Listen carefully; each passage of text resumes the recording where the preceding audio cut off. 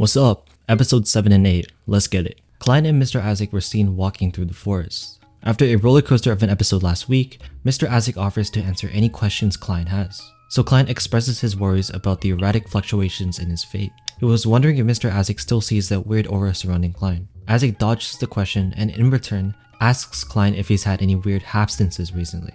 He's implying that the Antigonus notebook is most likely linked to the weird fluctuations. The next scene is a flashback of Vincent conspiring with Sirius, who are both from the Aurora Order. If we date back to previous episodes, we've already seen this scene briefly from a different angle. Sirius and Vincent were cooking up a plan to kill Klein, Welsh, and Naya. What's more exciting is that Kenley, a member of the Nighthawks, is engaged. Old Neil jokes on how he broke the Nighthawk curse of getting no bitches. They decided to open up in a way calmer setting. And honestly, I dig it. Slice of life in Lord of the Mysteries does not hurt. Especially Leonard, he's trying at least. Dunn slides in and assigns everyone a task for protocol. Everyone but Klein. If I'm not mistaken, Dunn assigned everyone orders based on the dreams of his nightmare ability. He didn't foresee telling Klein to do anything, so he asked him to watch over the Chance gate and assist Fry later. Dunn warns Klein no matter what happens to never open the gate. While he's there, since Klein is a new recruit, he needs to submit a 10,000 word minimum essay based on his performance on their past missions. Oh shit, you're lucky the Emperor didn't bring a phone to this world. Your attention span would be cooked. Before he gets started, Klein hears something coming from the gate. As the doors slowly open, a puppet-like creature emerges from the shadows. The bells go off, so Leonard and Royale rush to the Chance gate. Once they arrive, they see the doors open. Leonard tells Klein that failing to keep the gate closed can result in something much worse. The creature is known as the Misfortune Cloth Puppet, and many Nighthawks have mysteriously disappeared and unfortunately never returned. Supposedly, the puppet has been there the whole time, yet there were never signs of it being quote-unquote alive. I'm assuming the puppet has just been dormant, sitting lifelessly until Klein appeared. Connecting the dots back to the fluctuations with Mr. Isaac, the reason why it suddenly became alive was that it sensed the Antigonus notebook from Klein. Damn. What? Leonard places a seal on the doors, but a silhouette of a man appears behind them. It's none other than best girl Old Neil. Something horrible has happened to him. Old Neil was unfortunately cursed with diarrhea. I'm so sorry for your loss, Klein. Fast forward to the Terror Club meeting. Klein is seen researching on the Emperor's notes, possibly to gain more info on the Aurora Order and the Antigonus notebook. Yeah, I think most of it was just Emperor Rizal crashing out. Audrey's digesting has been going smoothly. She asks Klein when she will fully be able to digest the Spectator potion. In return, Klein tells her it would take anywhere from a month to a year. He doesn't even know the exact date, so he gave a flexible time frame. Alger's been keeping his head next to the door because he's got some tea to spill. He's heard that the Hangman Turret was created by Emperor Rizal in the image of the true creator. Klein rephrases by addressing the true creator as the fallen creator. Again, the glaze. I can't stand the glaze. Alger points out that the Beyonders who worship the fallen creator are more likely to lose control. Looking back, Vincent was a pretty crazy guy, so definitely right about that, Alger. Alger offers payment, so Klein wishes insight on the Antigonus family situation. The history of the Antigonus family traces back to the Third Epoch. Basically, all families, including the Antagonists, supported the formation of the Tudor Empire. Eventually, the Fourth Epoch was destroyed by the Evernight Goddess. Since these epochs are spaced out through history, the Evernight Goddess wiped out everyone, and maybe she was the one that started the wars during that era? I'm just taking a gander. After everyone's dismissed, Klein continues to research the Antigonus family. As he reminisces on past events, Klein tries to dig deeper into the Elliot kidnapping. I don't want to overlook this scene because I feel like it's really important, but I have to admit I'm lost. Klein taps into a different setting to locate the clown potion. He sees corpses of Ray, the clown, illusions of Welsh, Vincent, and lastly Sirius, who Klein cannot identify. Okay, I'm gonna summarize the rest of the events because I am behind on the notes. Klein decided to show up a day earlier than intended to find Sirius. He finds him in a library and their chase continues into an alleyway where Sirius leaps and Klein gets a clean headshot. He's astonished as to why killing Sirius was such an easy task, especially knowing that Vincent put up a way better fight. Klein is so eager to ask about the notebook, he doesn't know how dangerous it is to communicate with the spirit of a berserk Beyonder. Thankfully, Dunn never fails to catch Klein's back. The letter they find reads preparation for doomsday. The Antigonus family has left behind treasure which may aid in the annihilation of the world. The treasure is located on the main peak of the Hernasi's mountain range within the ruins of a nation of Evernight. Mr. Z holds the seer, apprentice, and clown recipes, and Klein manages to get his hands on the clown.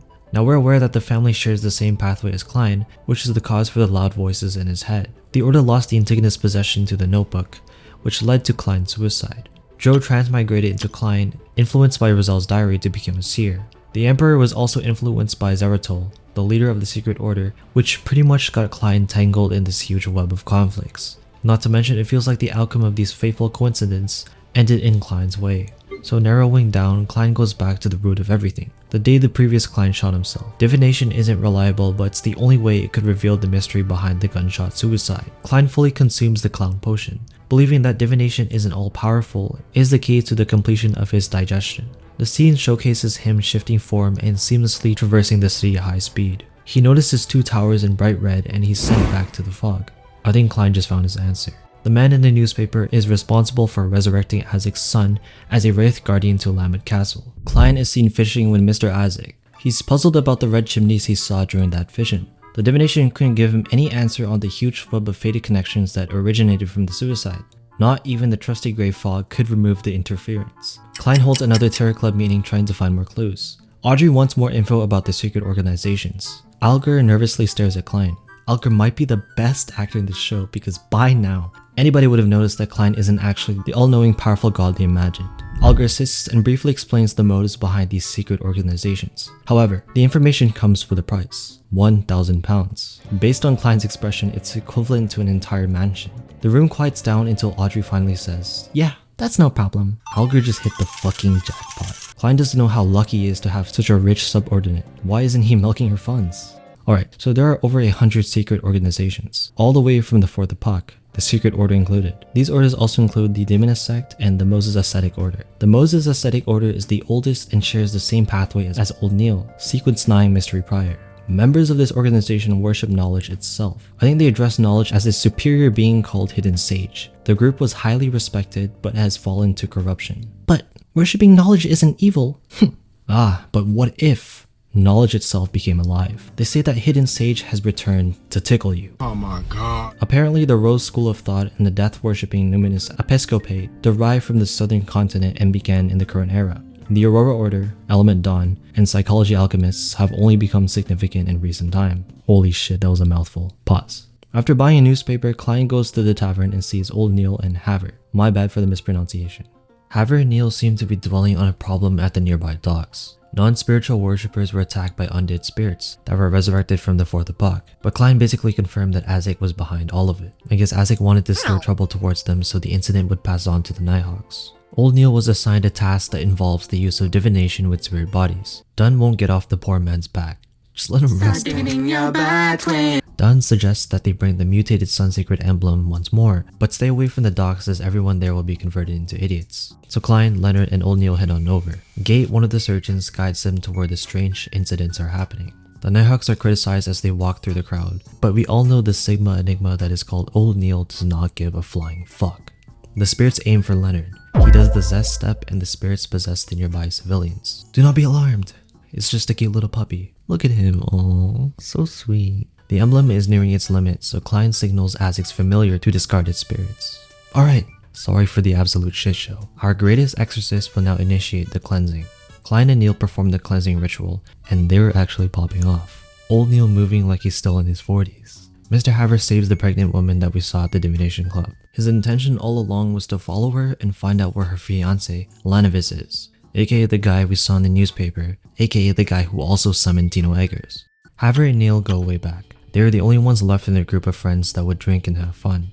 Celeste was Old Neil's wife. She passed away years ago, yet our king Old Neil takes the word death and throws it out the window. Later, Klein uses divination to find the true cause of the docks incident. The fog clears and an upside-down pyramid is revealed.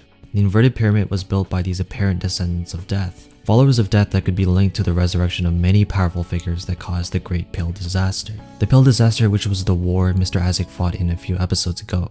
Leonard offers to alternate shifts again, giving Klein an opportunity to perform a ritual. Not just any ritual though, but one that would help him complete the flaring sun charms. If I recall last episode, the final 50 minutes was just Klein pulling tooth and nail to get his hands on the clown potion. So I'm pretty sure that's his goal with the ritual. Unfortunately, it doesn't go as smoothly as he thought it would, because within seconds, something is taking the lives of many sailors nearby.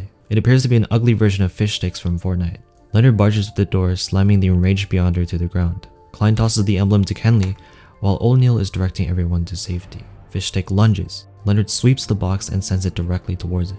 Of course, he wanted to evaluate its durability, so he shifted into petals to avoid its attacks. Leonard goes on the defensive, using an iron bar as a spear. And while distracted, the creature is chained by Klein, granting an opening for Leonard to strike. Pretty cool sequence, but they just scratched the surface. Kavtix breaks free. The scream was enough to rock the boat and get Klein tangled up in rope. Leonard getting cornered is saved by Klein, who unintentionally kicks Kavtix in the gaze. Neil releases Night Slumber and traps the beast in magic-infused thread. Something is wrong though. Old Neil seems to have a special connection to this monster. When Neil finds the canteen on the ground, it is heavily revealed to be Haver. Haver is past the point of no return, so Neil finishes him off. Although there wasn't a backstory between these two, it hits just as hard as Isaac's story. If the writers are capable of making it this emotional within an episode, I seriously cannot imagine what else they have in store. In Haver's memory, he plays the piece Madame Celeste used to love. Something that I, especially Klein, cannot comprehend is the sudden loss of control. Klein attempts to figure out a plan, most of all to advance the clown pathway. And that concludes episode 8 as well. Sorry if I rushed this, I spent more time outdoors. Share your thoughts in the comments below, and subscribe if you enjoy.